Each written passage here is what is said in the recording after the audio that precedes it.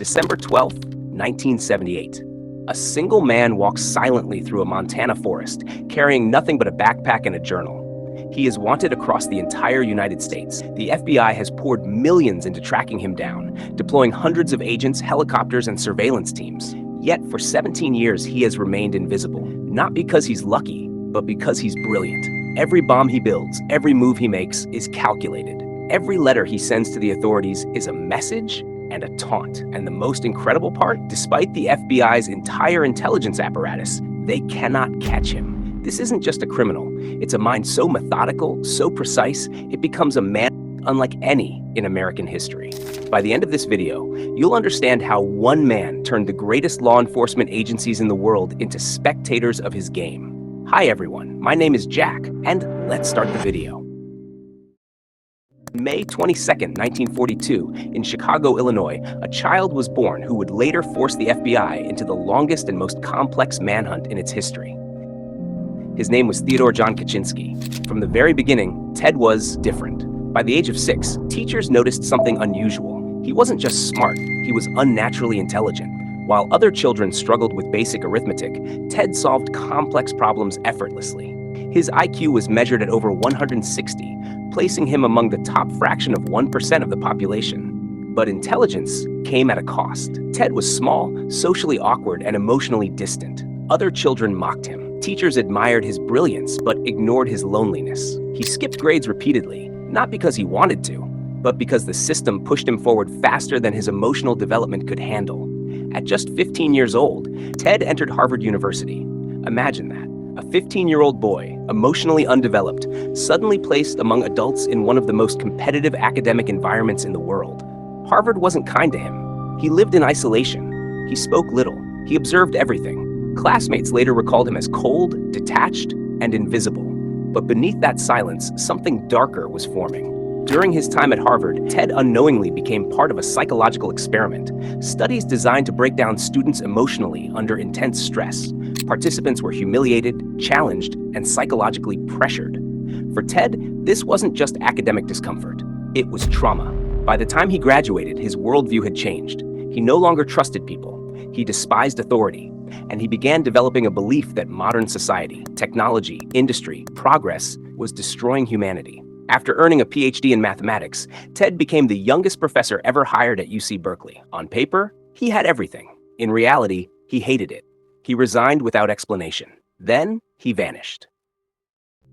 In the early 1970s, Ted Kaczynski disappeared from academic life and reemerged in the wilderness of Montana. There, he built a tiny wooden cabin. No electricity, no plumbing, no phone, just tools, books, and isolation. He hunted for food, he studied nature, and slowly his ideology hardened. Ted became convinced that technology was enslaving humanity, that industrial society was corrupting the human spirit, and that the only way to stop it was violence. Not random violence, symbolic violence. He wouldn't shoot people, he wouldn't attack crowds, he would send messages, carefully designed ones. In 1978, the first package arrived, a bomb. It injured a university professor. At first, law enforcement treated it as an isolated incident. They were wrong. Over the next 17 years, 16 bombs would be sent across the United States, targeting universities, airlines, scientists, and industrial figures. Each device was handcrafted. No fingerprints, no DNA, no consistent materials. Every bomb was different. And that's what terrified investigators. This wasn't chaos. This was methodology. Ted deliberately varied his techniques to avoid patterns. He studied forensic science. He anticipated investigative behavior. He understood how law enforcement thought.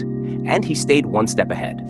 The media gave him a name, Unabomber, University and Airline Bomber. The FBI launched a task force involving hundreds of agents. Millions of dollars were spent.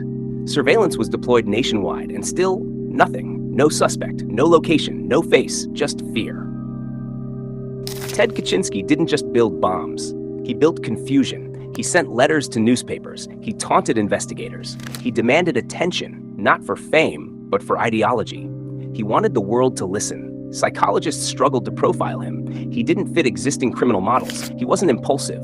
He wasn't emotional. He was patient. His greatest weapon wasn't explosives. It was time. He waited years between attacks. He forced investigators to reset, to doubt themselves, to chase ghosts. The man psychological warfare. and Ted was winning. In 1995, Ted made a fatal decision. He demanded that his 35,000-word manifesto be published, arguing that if society truly understood his ideas, they would agree with him. Under pressure, major newspapers complied, and that's when everything changed. Linguistic experts began analyzing the text. Every phrase, every sentence structure, every unusual expression. This wasn't just writing, it was a fingerprint. Meanwhile, somewhere far from the FBI offices, a man was reading the manifesto and feeling a chill. Ted's own brother. The language felt familiar, painfully familiar. FBI didn't rush.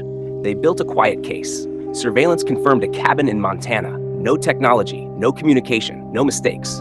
The arrest plan had one rule: no confrontation. One misstep could trigger explosives. On April 3rd, 1996, agents moved in, slowly, silently.